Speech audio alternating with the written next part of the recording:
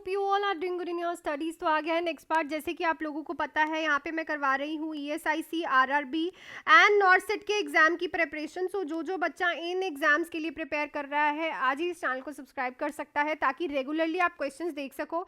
650 questions हम already कर चुके हैं और इन 650 क्वेश्चंस में से अगर आपको 4-5 क्वेश्चन भी आते हैं तो आपकी 4-5 नंबर पक्के हैं। तो प्रीवियस वीडियोज भी जरूर देखिएगा।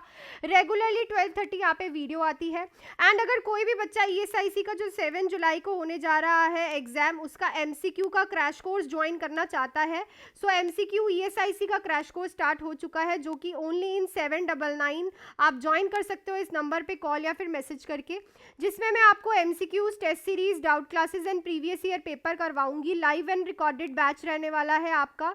ESIC का MCQ क्रैश कोर्स है।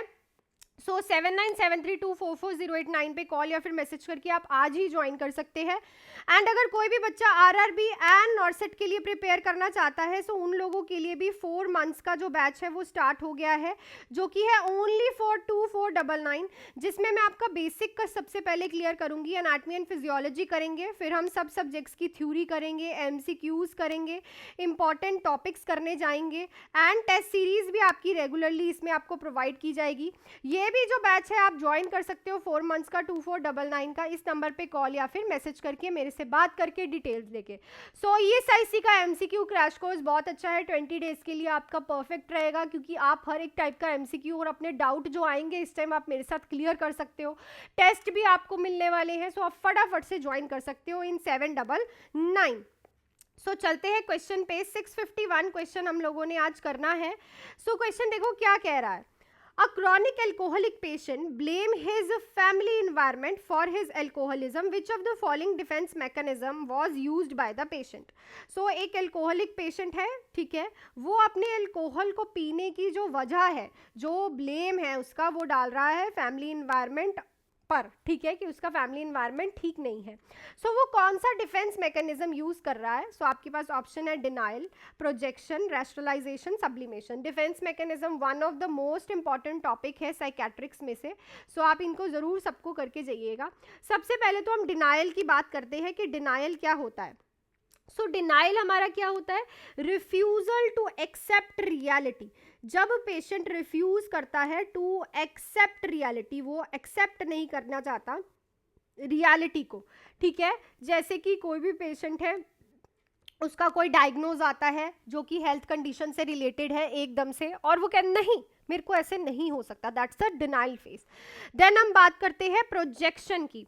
सो देखो प्रोजेक्शन क्या होता है? जब जैसे कि एक सर्जन है, ठीक है, वो जो पेशेंट है वो ठीक नहीं हो रहा, सो उसके ठीक ना होने का जो ऑपरेट किया उसने एक पेशेंट का और उसका ऑपरेशन ठीक नहीं हुआ, उसका ब्लेम जो है वो स्क्रब नर्स पे डाल दे, ठीक है। जब अ इंडिविजुअल और either consciously unconsciously blame other, क्या कॉन्शियसली और अनकॉन्शियसली, ठीक है, कॉन्शियसली भी और अनकॉन्शियसली भी अपनी प्रॉब्लम्स का जो ब्लेम है वो किस पे डाल दे? अदर्स पे, that is called a projections, ठीक है। रैशनलाइजेशन क्या होता है? देखो रैशनलाइजेशन होता है जब किसी का अनएक्सेप्टेबल बिहेवियर और फेलियर जो है वो सोशली अप्रूव करने के लिए वो एक्सेप्टेबल कर दे, मतलब कि अनएक्सेप्टेबल बिहेवियर जो है सोसाइटी में उसको वो क्या कर दे? सोशली क्या कर दे? एक्सेप्टेबल बना दे। सोशली क्या कर दे कि मेरी प्रॉब्लम ये है, इसकी वजह, मेरी प्रॉब्लम की वजह ये है क्योंकि मेरी फैमिली का एनवायरनमेंट अच्छा नहीं है। सो इस क्वेश्चन का आंसर तो क्या रहेगा हमारा? रैशनलाइजेशन। देन हम करेंगे सब्लिमेशन। सो देखो सब्लिमेशन भी बहुत बार पेपर में पूछा जाता है। सो इसमें क्या करता है कि एग्रेसिवनेस जो है वो किस में कन्वर्ट हो जाए। पेशेंट बहुत ज़्यादा एग्रेसिव है, ठीक है, पर उसने एग्रेसिवनेस को किस में कन्वर्ट कर लिया? कॉम्पिटिटिवनेस में, मतलब कि उसने सारा गुस्सा अपना एक कंपटीशन करके निकाल लिया और उसको जीत लिया। सो दिस इज, जैसे कि कोई बच्चा स्टडीज़ में अच्छा नहीं है, उसको बिल्कुल पसंद नहीं है, तो उसने क्या कर दिया? स्पोर्ट्स में अच्छा परफॉर्म कर दिया। सो ये सारे के सारे डिफेंस मैकेनिज्म बहुत इंपॉर्टेंट है। सो अच्छे से आप लोगों को इनको पढ़ना है और अच्छे से करना है। क्लियर? नेक्स्ट पे चलते हैं। Which of the following electrolyte imbalance is associated with digoxin toxicity? So इनमें से कौन सा जो electrolyte imbalance है associated होता है digoxin toxicity के लिए? digoxin क्या है? एक कार्डियक ग्लाइकोसाइड है, ठीक है, पहले भी मैं वैसे आप लोगों को समझा चुकी हूँ। कार्डियक ग्लाइकोसाइड है, ठीक है, क्या करता है, सोडियम पोटाशियम के पंप पे वर्क करता है, प्लस ये मायोकार्डियल कॉन्ट्रैक्टिबिलिटी को इंक्रीज करता है। सो देखते हैं कौन सा electrolyte imbalance, hypokalemia, hyperkalemia, hypernatremia, hyponatremia. So अगर पेशेंट हाइपोकैलीमिया की स्टेट में जा रहा है सो ये एक इसकी टॉक्सिसिटी का साइन होता है। वैसे इसका फर्स्ट साइन ऑफ टॉक्सिसिटी होता है जीआई इरिटेबिलिटी, पेशेंट को बहुत ज़्यादा जीआई इरिटेबिलिटी होती है, ठीक है ना। अगर पेशेंट आपके पास कह रहा है कि मुझे नॉजिया वॉमिटिंग फील हो रही है तो इट मीन्स के पेशेंट को डिजॉक्सिन की टॉक्सिसिटी हो रही है। क्लियर। नेक्स्ट पे चलते हैं। In a primary gravida mother engagement occur at approximately which week of gestation. So primary gravida mother में एंगेजमेंट किस वीक ऑफ गेस्टेशन में अकर होती है। एंगेजमेंट का मतलब जो बच्चा है वो डाउनवर्ड आता है for the engagement in the pelvis. So 30 से 32 वीक्स पे, 32 से 42 वीक्स, 32 से 34 वीक्स, 34 से 36 वीक्स। सो जो बच्चा है वो 34 से 36 वीक्स के बीच में एंगेज होता है इन द पेल्विस। मतलब कि क्या होता है कि 34 से 30 वीक्स के बीच में जो यूट्रस है वो नीचे को आता है, जैसे तो अदरवाइज तो उसने ज़ीफॉइड प्रोसेस को टच कर रखा होता है ना मदर के यहाँ तक, बट इसमें क्या हो जाता है 34 वो थोड़ा सा डाउन आ जाता है क्योंकि बच्चा जो है नीचे पेल्विस में क्या कर रहा होता है, एंगेजमेंट कर रहा होता है for the labour. Clear. So जो राइट ऑप्शन रहेगा is your option number 4। Next question है major depression episodes are characterized by low mood for at least.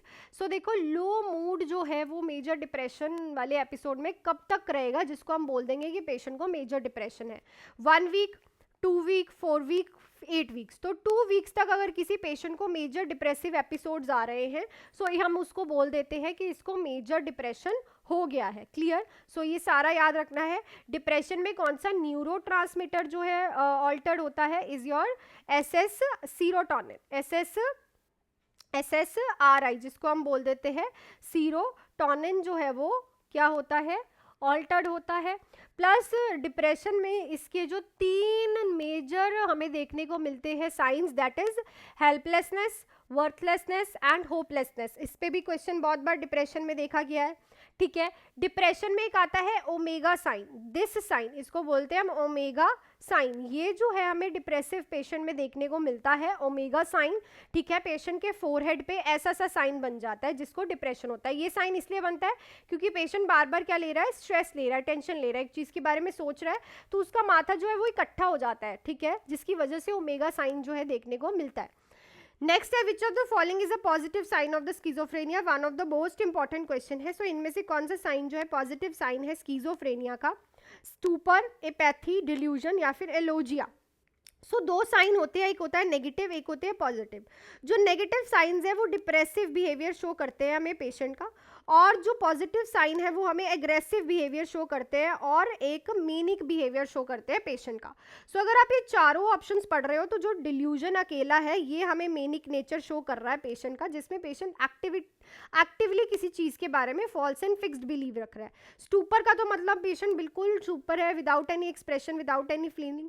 Apathy का मतलब होता है अकेला रहना, आइसोलेटेड है पेशेंट। एलोजिया का मतलब होता है पेशेंट जो है बात नहीं कर रहा। सो ये तीनों चीज़ें तो डिप्रेशन की तरफ इशारा कर रही हैं, नेगेटिव सिम्टम्स। पर जो डिल्यूजन है this is the positive symptom of the schizophrenia. बहुत क्वेश्चन आते हैं पॉजिटिव एंड नेगेटिव सिम्टम्स से स्किजोफ्रेनिया के। सो आपको बस इतना याद रखना है, नेगेटिव सिम्टम्स जो है पेशेंट के बिहेवियर में डिक्रीज लेके आएंगे और पॉजिटिव सिम्टम्स जो है पेशेंट के बिहेवियर में कुछ इंक्रीज लेके आएंगे। सो इंक्रीज एंड डिक्रीज को ध्यान में रखते हुए ऑप्शंस को ध्यान से पढ़ना है। नेक्स्ट क्वेश्चन पे चलते हैं, पर उससे पहले मैं आपको थोड़ा सा बता दूं कि अगर आप ESIC का क्रैश कोर्स जो है MCQ क्रैश कोर्स जो है ज्वाइन करना चाहते हैं सिर्फ 799 में, तो आज ही आप ज्वाइन कर सकते हैं 7973244089 पे मेरे साथ बात या फिर कॉल या फिर मैसेज करके। 799 का ESIC का MCQ क्रैश कोर्स है जिसमें मैं आप लोगों को करवाने जा रही हूँ हर एक सब्जेक्ट्स के MCQs, test series, doubt classes रहने वाली हैं। प्रीवियस ईयर पेपर भी हम डिस्कस करेंगे ताकि हर एक चीज़ हम प्रॉपरली कवर कर पाएँ in the form of MCQs। ठीक है। साथ ही में आपको अगर RRB एंड नॉर्सेट के लिए प्रिपेयर करना है सो उनके लिए भी बैच जो है स्टार्ट हो गए हैं क्योंकि RRB की वैकेंसी जल्दी आउट हो जाएगी। ये बैच जो है 4 मंथ्स का बैच है फुल फ्लेज, जो कि है only for 2499 one time payment है। इसमें सबसे पहले आपका बेसिक क्लियर किया जाएगा जिसमें मैं सबसे पहले आपको एनाटॉमी एंड फिजियोलॉजी कराऊंगी, उसके बाद हर एक सब्जेक्ट की थ्योरी कराऊंगी, देन MCQs होंगे, देन टेस्ट सीरीज होंगी, इंपॉर्टेंट टॉपिक्स के बारे में बताया जाएगा आपको प्रॉपरली।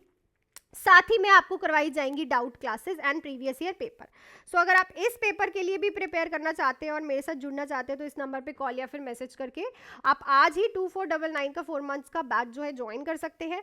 एंड एक चीज़ और, जो भी 799 का क्रैश कोर्स ज्वाइन करेगा उसे गोल्डन की पॉइंटर्स भी दिए जाएंगे, जो कि 100+ गोल्डन की पॉइंट 200+ गोल्डन की पॉइंटर्स हैं, जिनमें से आपको डेफिनेटली 5 से 6 क्वेश्चन तो आने ही आने हैं। सो आप आज ही इस नंबर पर कॉल या फिर मैसेज करके ज्वाइन कर सकते हैं।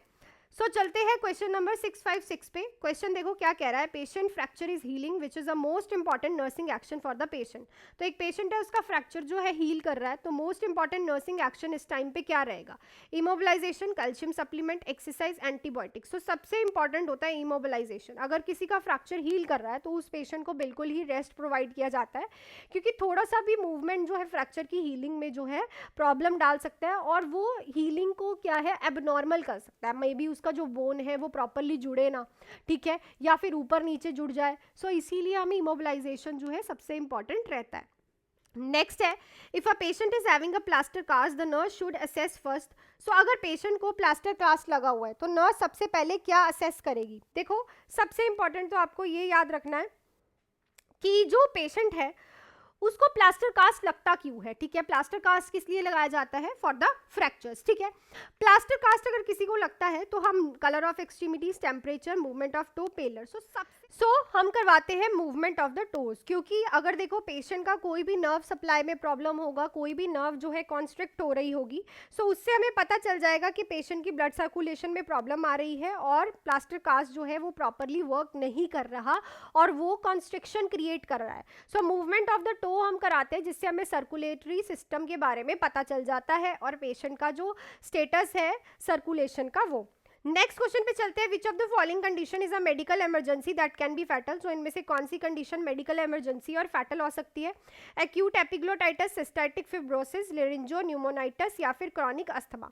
सो एक्यूट एपिग्लोटाइटिस जो है एक फैटल कंडीशन है, आपने पढ़ी होगी पीडियाट्रिक में और रेस्पिरेटरी सिस्टम में।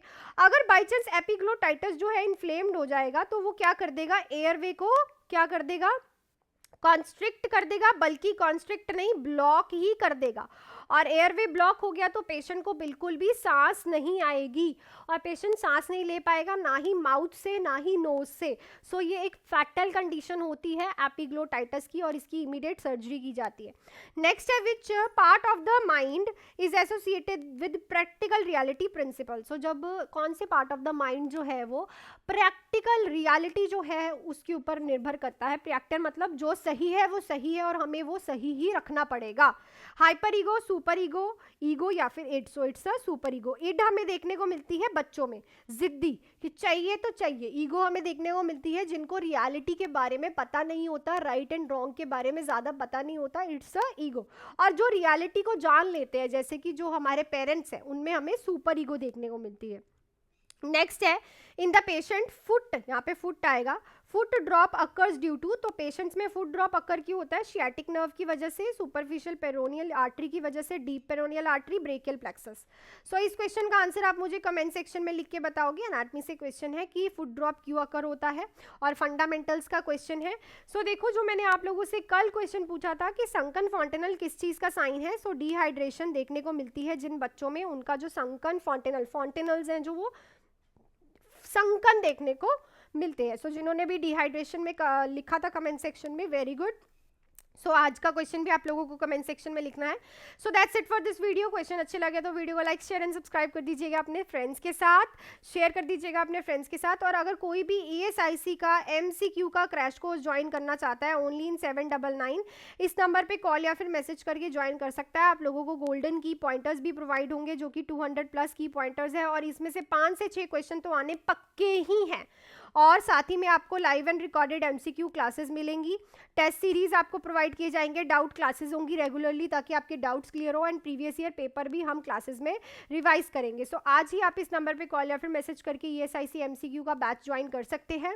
और अगर आप RRB एंड नॉर्सेट की प्रिपरेशन कर रहे हैं तो 4 मंथ्स का 2499 का बैच जो है वो शुरू हो चुका है, जिसमें सबसे पहले मैं आपका basic and anatomy and physiology करा रही हूँ। थ्योरी क्लासेस हो रही हैं, MCQ classes, test series, important topic, doubt classes and previous year paper चल रहे हैं।